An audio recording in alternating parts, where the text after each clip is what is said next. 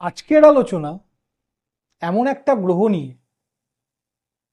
যে গ্রহ কাউকে রাজা বানায়, আবার সেই গ্রহই সময়ের সমীকরণে কাউকে ফকিরও করে তোলে। আজকে আলোচনা করব জ্যোতিষশাস্ত্রের সবচেয়ে কৌতূহল যে গ্রহটা নিয়ে, রাহুকে নিয়ে। রাহু যেমন মানুষকে রাতারাতি কোটিপতি করে তুলতে পারে, একটি মানুষকে আপনারা দেখছিলেন খুব সাধারণ জীবনযাত্রার, হঠাৎ করে 2-5 বছর 10 বছরের মধ্যে সে প্রাসাদের মতো সম্পদশালী হয়ে উঠেছে। আবার এটাও আপনারা দেখেন উলঙ্গ রাজা কবিতার মতো, কোনো রাজা সময়ের ব্যবধানে ফকির হতে সময় লাগেনি। কেন এটা হয়? আমরা জানি রাহু হলো আমাদের মাথার অংশটুকু, আর কেতু হলো শরীরের বাকি পার্টটা। যেহেতু শরীর নেই, তাই রাহুর ক্ষুধারও শেষ নেই, অনন্ত ক্ষুধা। যত তাকে দেওয়া হয় তার চাহিদা ততই বাড়তে থাকে। বর্তমান যুগে উপযোগী হলেও রাহুরও কিছু ব্যাকরণ রয়েছে, যেটা আজকের সমাজে মানুষ যখন পেতে শুরু করেন, সাফল্যের শীর্ষে পৌঁছন, তখন এই অভিধান ব্যাকরণগুলো ভুলতে বসেন। সেই সময় কিন্তু রাহু মনে করিয়ে দেয় যে মানুষটার কিভাবে চলা উচিত ছিল। রাহু নিয়ম ভাঙতে শেখায়। সবাই যেখানে বাধা দেখে, সবাই যেখানে অন্ধকার দেখে, রাহু সেখানেই পূর্ণিমার আলোর মতো বা হ্যালোজিনের মতো লাইট দিয়ে মানুষটাকে বুঝিয়ে দেয় ওখানেই সেরা সুযোগটা লুকিয়ে আছে। রাহু সবসময় কিছু অপ্রচলিত প্রথা বা নন কনভেনশনাল পদ্ধতিকে অনুসরণ করতে শেখায়।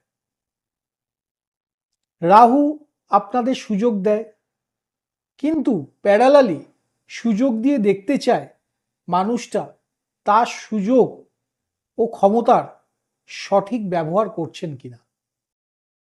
উদাহরণস্বরূপ বলতে পারি, আমরা জানি রান্না করতে গেলে আগুন লাগে, সেই আগুনের তাপে আমাদের বাড়িতে সবার রান্না হয়। কিন্তু আবার সেই আগুন যদি ভুল ব্যবহার হয়, তাহলে ঘরও জ্বালিয়ে ফেলতে পারে।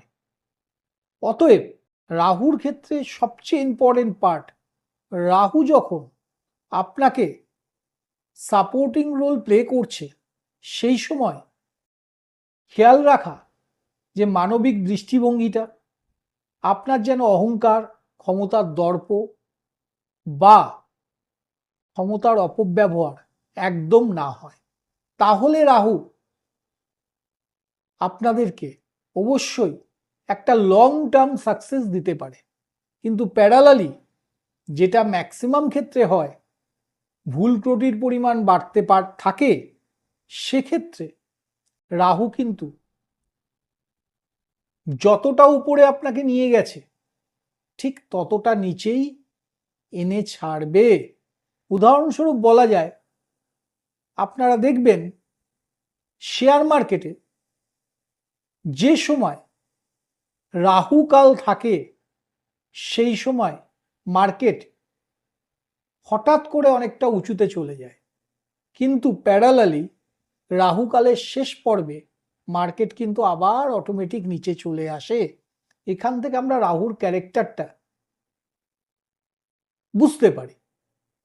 এবার বুঝলেই হবে না, সেই জ্ঞান অনুভব থাকা দরকার যে আমি ক্ষমতার লোভে বা প্রতারণা করে বা কোনো অন্যায় করে যদি সাফল্যের শীর্ষে পৌঁছই রাহুর বলে বলবান হয়ে, তাহলে কিন্তু শেষটাও আমাদেরই দেখে যেতে হবে।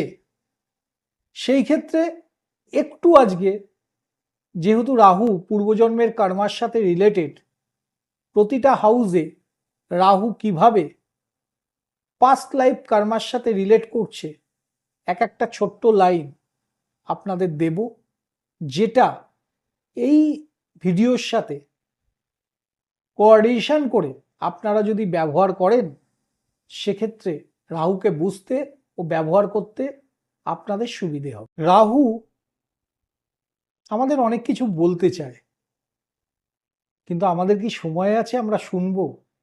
যদি সময় থাকে শোনার, তাহলে করবারও সময় থাকবে, আর করবার সময় থাকলে সাফল্য অবধারিত। ধরা যাক লগ্নে রাহু, মানে পূর্বজন্মে আপনি নিজের সম্পর্কে অনেক কিছু ইতিহাস রয়ে গেছে, নিজেকে পূর্ণভাবে বিকাশ করতে পারেননি, মেলে ধরতে পারেননি।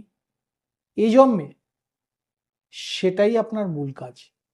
দ্বিতীয় ঘরে রাহু অর্থ, বাকশক্তি বা এন্টায়ার পরিবার নিয়ে, বৃহত্তর পরিবার নিয়ে আপনার কিছু পাস্ট লাইফ কর্মা রয়ে গেছে। এই জন্মে করুন, ফল নিশ্চয়ই আসবে। তৃতীয় ঘরে রাহু উদ্যম, মানসিক শক্তি এসব নিয়ে, ছোট ভাই বোন, সামাজিক কিছু যোগাযোগ, যেখানে আপনার কিছু অনুশোচনা রয়ে গেছে পূর্বজন্মে, এই জন্মে যদি করেন তার ফল অবশ্যই আপনারা হাতে নাতে পাবেন। চতুর্থে রাহু মা, বাড়ি, মাঙ্গলিক ক্রিয়া এ সংক্রান্ত প্রাথমিক শিক্ষা, পাস্ট লাইফ কর্মা ডিউ হয়ে আছে। করবেন, হাতে নাতে ফল এই জন্মেই পাবেন, পরের জন্মে তো পাবেনই পাবেন, এই জন্মেই পাবেন। পঞ্চম ঘর সন্তান, প্রেম, সৃজনশীলতা এই সমস্ত নিয়ে কিছু কাজ অবশ্যই বাকি আছে। ষষ্ঠ ঘর রোগ, ঋণ, রিপু, মানে ষড়রিপুর কথা বলছি, সেই সংক্রান্ত কাজ রয়ে গেছে। সেখানে কিছু অতৃপ্ত বাসনা আপনার রয়ে গেছে লাস্ট লাইফে। যদিও ষষ্ঠ ঘরে রাহু আপনারা জানেন খুব ভালো ফল দেয়। সপ্তমে রাহু পার্টনার, বিবাহ, সঙ্গীর ব্যাপারে অনেক কিছু ইতিহাস বলতে চাইছে। সপ্তম ঘরে রাহু থাকলে যেমন আপনারা করতে পারেন, রাহু কি চায়? এক্সপ্রেস করা। আপনি আপনার পার্টনারকে নিয়ে যত সোশ্যাল মিডিয়া এক্সপ্রেস করবেন তত বেটার।